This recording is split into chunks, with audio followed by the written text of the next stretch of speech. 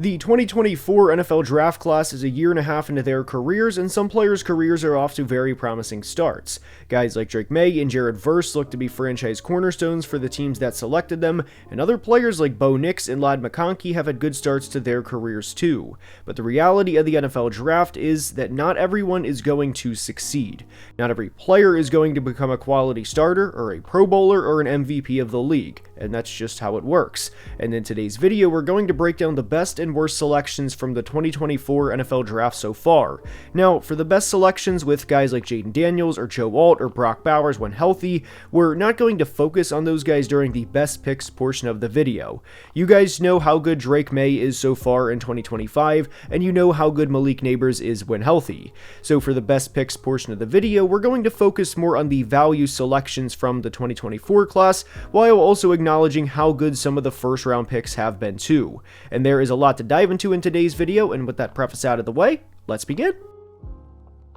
And we are starting today's video with the Colts' 3rd and 4th round selections in offensive lineman Matt Gonzalez and Tanner Bortolini. Now, when you think of the 2025 Colts, you probably think of Jonathan Taylor, who absolutely deserves to be in the MVP conversation, or of course, Daniel Jones and the resurrection of his career. Daniel Jones was widely viewed as a first-round disappointment prior to the 2025 season, as there was a point last year where he was taking scout team reps with the Giants at safety, and of course was on the Vikings practice squad.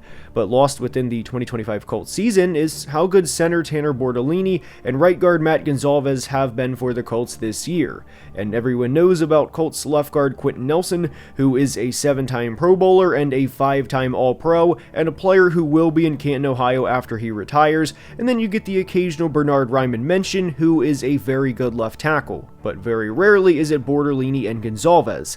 And simply put, these two, along with the rest of the offensive line, have been paving the way for Jonathan Taylor this year.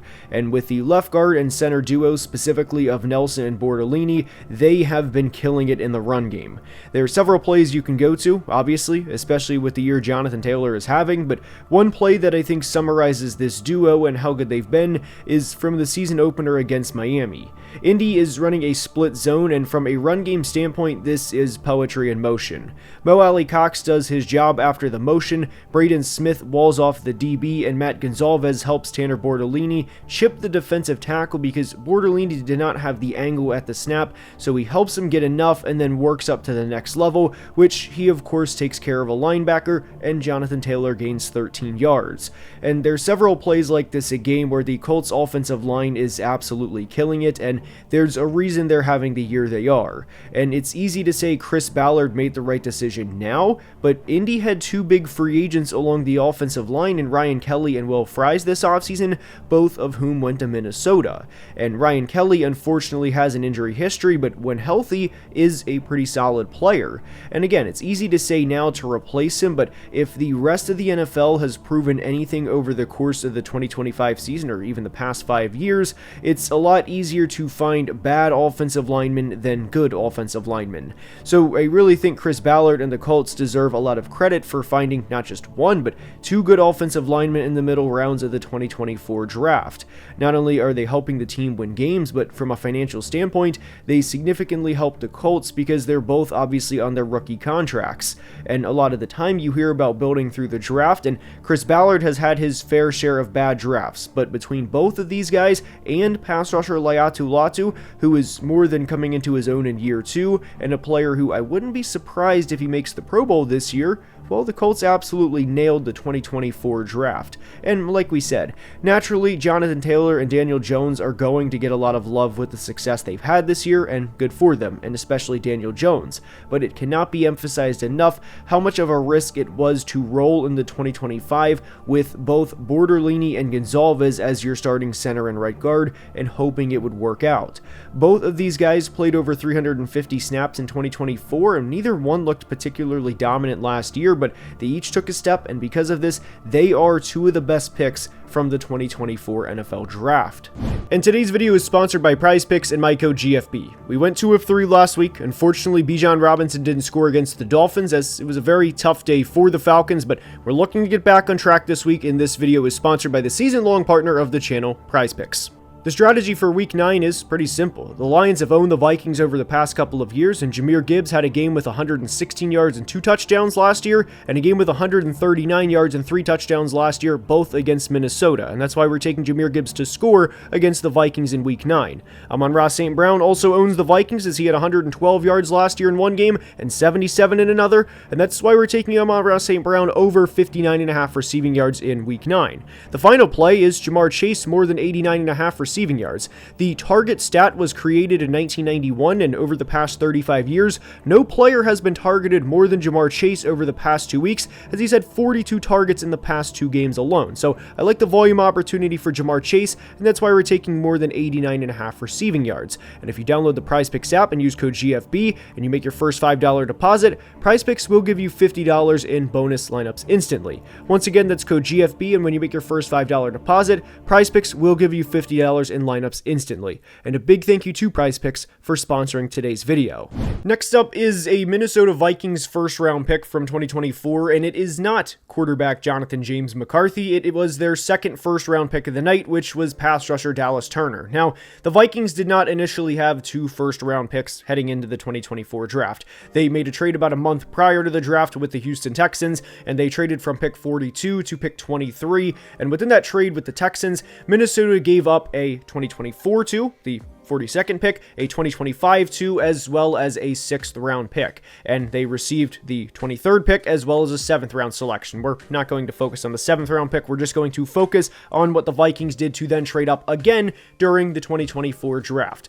They had the 23rd pick in the 2024 draft, and during the 2024 draft, they traded up with the Jags, who had pick 17, and Minnesota gave up quite a bit to move up just 6 spots. They went from pick 23 to 17, and within that, they gave up a 2025 3, a 2025 4, and a 2024 5, again, to move up 6 spots. And they drafted Dallas Turner, the second pass rusher off the board, as Laiatu Latu went pick 15 to the Indianapolis Colts. Now, what is a double whammy for the Vikings is they selected a player who, through the first year and a half, has been a draft bust, and to be completely honest, there has not been a lot of signs of flashes or a lot of signs of growth for Dallas Turner through the first year and a half. And 2 picks after Dallas Turner was selected, the Rams selected the 2024 Defensive Rookie of the Year, Jared Verse, who looks to be a legitimate franchise cornerstone. Now, what makes this trade even worse is not the fact that a player didn't work out. You're going to have first-round busts every year. That's the reality of the NFL draft. There's a reason the old saying is about a third are stars,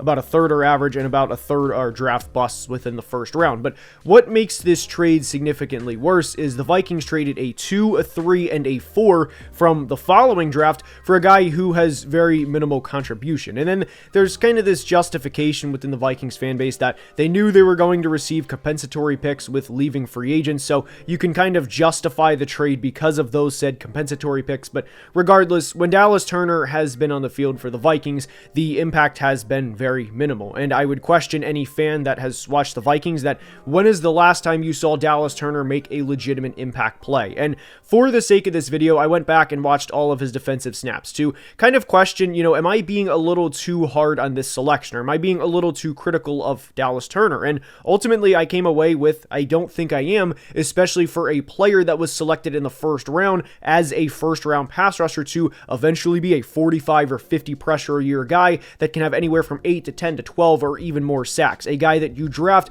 to be in the Twin Cities for the next 7, 8, 10 plus years. And Dallas Turner is absolutely nowhere close to that. And the most frustrating part about this is there's been next to 0 signs of growth since he was a first-round pick back in 2024. Now, what should have been a positive for Dallas Turner was the fact that the player in front of him, and Andrew Van Ginkel, has missed a lot of 2025 due to injury. And we always talk about next man up, and you have to be able to step up when called upon. But Dallas Turner has not been able to step up, and the best case scenario for him was that Van Ginkel goes down, Turner steps in, and then you force the Vikings to make a tough decision because of how good Turner is playing, but that is definitely not the case.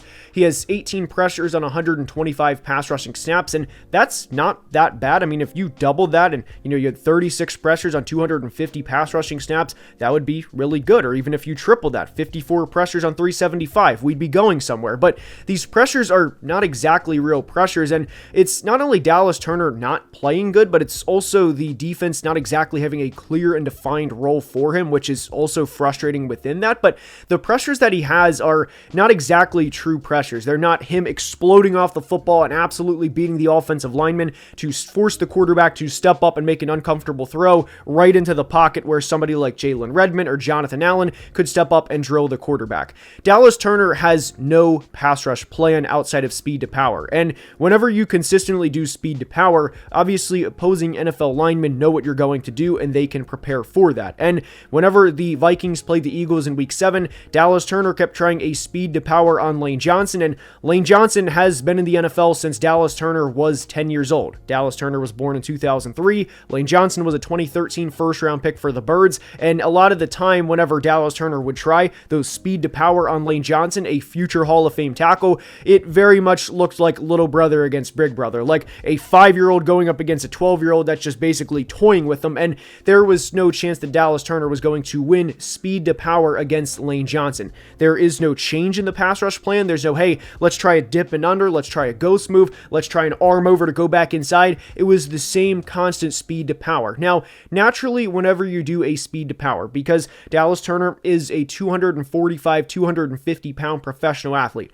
obviously there's going to be a lot of force within his speed to power and the initial jolt. So there was run rep in particular, the very first passing rep of the game, where Dallas Turner kind of did push back Lane Johnson, but Lane Johnson is a Hall of Fame player and he recovered, and the rest of the game it was very much Lane just toying with him and basically inviting him to drive right into his chest. And because Lane Johnson has seen this thousands and thousands and thousands of times, he was no match for Dallas Turner. So when you look at this pick, there's been almost no signs of growth. There's been very little production, and he has 1.5 sacks on the year. 1 sack was against Michael Penix, where he held the ball for a little over 4 seconds, and then the half sack was against the Eagles, where somebody came through and Jalen Hurts was trying to step up into the pocket because, again, Lane Johnson handled Dallas Turner on the rep, so it wasn't like Dallas Turner got the best of Lane Johnson. And not only that, but you also have to factor in the not 1 but 2 trades to go up and get Dallas Turner, and needless to say, it's been very frustrating for a year and a half with Dallas Turner. And I do want to be at least somewhat fair. I was willing to exclude a lot of his rookie season because of Jonathan Grenard and Andrew Van Ginkel both having the years they had last year, but now that Turner's been called to step up, he has not answered the bell, and this is undoubtedly one of the worst picks through a year and a half of the 2024 NFL Draft. Next up is one of the bigger draft steals from the 2024 class, and it's a man they named a chain gas station and convenience store after, and it's Bucky Irving. And by the way, if you Google Buc-ee's, it was established in 2003, and Bucky Irving was born in 2002, so there you have it. Anyways, Bucky Irving was a tremendous player for the Buccaneers in 2024 as he finished the year with over 1,100 yards rushing and had nearly 400 yards more receiving for a 1,500 total yard rookie season. And I truly think because of the success Jaden Daniels had, and several other players for that matter too, like the LSU wide receivers in Malik Neighbors and Brian Thomas Jr. or Brock Bowers, that people didn't really give Bucky the love that he deserved. And even on his own team, Baker Mayfield threw for over 40 touchdowns, and leading up to the final game of the Bucs season, there was a lot of noise around Mike Evans getting 1,000 yards. But Bucky has nearly 2,000 yards from scrimmage in 21 career games, and unfortunately he has been hurt in 2025, but this is a player that still is averaged over 100 yards per game in the first 4 games he played in his second season. But in his rookie season, Irving became the first Bucs rookie to rush for at least 1,000 yards since Doug Martin did back in 2012, and rest in peace Doug Martin. And while Irving has been out for a good chunk of the 2025 season, he is just 23 years old and could be the Bucs running back for the next few years. And even in the scenario he's not, drafting a player that had over 1,500 total yards as a rookie, no matter how you slice it, on day 3 is a really good draft pick for any team. Now, the Packers are having a lot of success this year, but it's not just due to Jordan Love throwing for 360 yards and 3 touchdowns like he did in Week 8, or Micah Parsons currently being tied for second in the NFL in pressures. Their 2024 draft class had a lot of depth, and I really like their second round pick in Edgerrin Cooper. Cooper had a really good end to his rookie season, and there were times down the stretch of the 2024 season where you would watch the Packers defense play and say, say out loud, man, Edge Cooper is all over the field, and he's continued that in 2025. And one of the reasons I really liked the Micah Parsons trade, aside from the obvious reasons, was that it gave Green Bay playmakers at every level of the defense, in Parsons, Cooper, and Xavier McKinney. Xavier McKinney obviously had a great year last year as he had a career-high 8 interceptions and was a first-team All-Pro, but there was another draft pick for Green Bay that played really well that went under the radar in 4th-round DB Evan Williams. And the one common theme for teams like the Packers and Colts, teams that are having a lot of success at the moment, is hitting on picks in the middle rounds, and that's exactly what they've done. And due in some part to Edge Cooper, I don't think it's a coincidence. The Packers are top 5 in rushing yards allowed, rushing touchdowns allowed, and yards per attempt allowed on the ground. They've also only allowed 100 yards rushing to a team once in all of 2025, which was to the Cowboys back in week 4. And outside of that game, this defense has been really good all year. First-round picks naturally are going to receive a lot of love, and rightfully so, but if you can hit on an Edge Cooper or a Javon Bullard or an Evan Williams, or a player who wasn't in the 2024 class but applies to this concept in a 7th-round corner in 2023 in Carrington Valentine, well, that allows your franchise to be able to go make moves and trade for players like Micah Parsons. The Packers are a successful franchise year in and year out, and obviously having 3 quarterbacks since the early 1990s will help with that, but they're not everything. And hitting on your middle round picks in any draft is critical for long-term franchise success. Next up is Darius Robinson of the Arizona Cardinals. Robinson was selected near the end of the first round in the 2024 draft, and obviously whenever you think of the Cardinals 2024 class, you're probably going to think of Marvin Harrison Jr., who was the 4th selection in the 2024 draft, but they also selected a defensive lineman near the end of the first round in Darius Robinson. And Darius Robinson did not have a good rookie year. There was a personal tragedy off the field. I'm willing to dismiss a lot of his rookie season because of that, but now that we're in year 2, you expect things to pick up, and Darius Robinson has not been able to pick it up and been able to contribute in a big way, and there's several reasons for that. Now, if you want to say that because Walter Nolan hasn't been on the field and the Cardinals defensive line hasn't been at full health, by all means, you can go with that angle if you'd like, but Darius Robinson himself has also not been productive. And for reference, in 2025, Darius Robinson has just 6 pressures on 114 pass rushing snaps, and that is not going to cut it no matter who you are. And one of my biggest concerns with Darius Robinson in the pre-draft process was the fact that he was a bit of a tweener. Now, right now, in his Wikipedia or his pre-draft process, he was listed at 285, but right now they have him listed at 296, so regardless, that's kind of a tweener. Whenever you think of a pass rushing defensive tackle, you generally think of, 295 to 305, and obviously whenever you think of an edge, you probably think of that 245 to 270 area. So whenever you are in that 285 area, typically you are a little too heavy to rush from the edge, and then you're also a little too light to rush from the interior, unless it is DPR situations, which DPR stands for designated pass rushing situations. Think 3rd and 7 plus, right? So this was always one of my concerns with Darius Robinson, was what was going to be the plan that an NFL team had for him. And through a year and a half, I don't really like the plan the Cardinals have for him, and the results have been underwhelming. He was selected at the end of round 1. For reference, I had him at player 70 on my 2024 big board. Now, we did mention that Darius Robinson has 6 pressures on 114 pass rushing snaps in 2025, which is obviously alarming, and we also mentioned the fact that he's a tweener, and Darius Robinson has at times lined up at edge, and he's also lined up along the interior. And one of the biggest concerns that I had with him rushing in the interior is the fact that he will be anywhere from 20, 30, 40 pounds underweight against the big guys in the NFL.